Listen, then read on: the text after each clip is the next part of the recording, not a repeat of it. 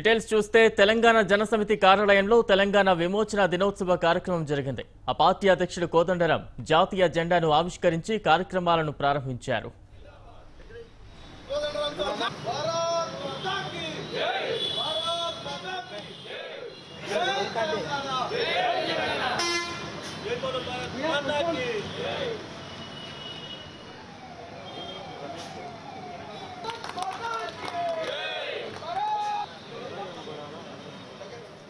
ఎప్పటికప్పుడు తెలంగాణ తన ప్రయాణాన్ని మాత్రం ఆపలేదు. తెలంగాణ అనగానే ఒక పోరాటాల చరిత్ర. ఆ పోరాటాల చరిత్రే తెలంగాణకున్న ప్రత్యేకత. అదే తెలంగాణకు గుర్తింపునిచ్చింది. ఇవాళ కూడా తెలంగాణ చేయవలసింది ఏమిటంటే, ఏ ప్రజాస్వామిక ఆకాంక్షల్ని మనం కోరుతూ ఉన్నామో, అవి పాదుకొల్పాలని కోరుకుంటున్నామో, దేని కొరకు మనం తెలంగాణ తెచ్చుకున్నామో వాటిని ఇవాళ నెలకొల్పాలి. అది మనందరి మీద ఉన్నటువంటి బాధ్యత.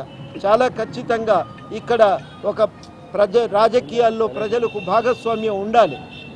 ప్రతి పైసా ఇవాళ ప్రజలకే దక్కాలి అనేది ఒక సంకల్పంతో ఇవాళ మనం ప్రయాణం చేయాలి.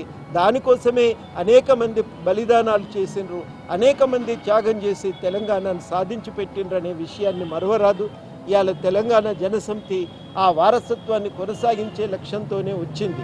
ఆ ప్రజాస్వామిక విలువలను విస్తృతపరిచే లక్ష్యంతోనే వచ్చింది.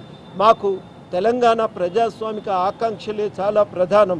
మేము ఎట్టి పరిస్థితుల్లోనూ ఆ ప్రజాస్వామిక ఆకాంక్షలకు మాత్రం తాకట్టు పెట్టే ప్రసక్తే లేదు.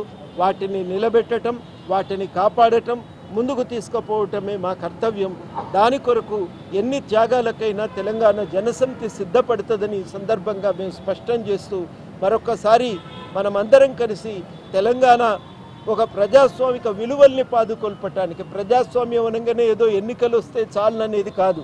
ఆ రోజు నుంచి ఈ రోజు దాకా తెలంగాణ దృష్టిలో ప్రజాస్వామ్యం అనేది 3 స్థాయిల్లో కోరుకున్నది.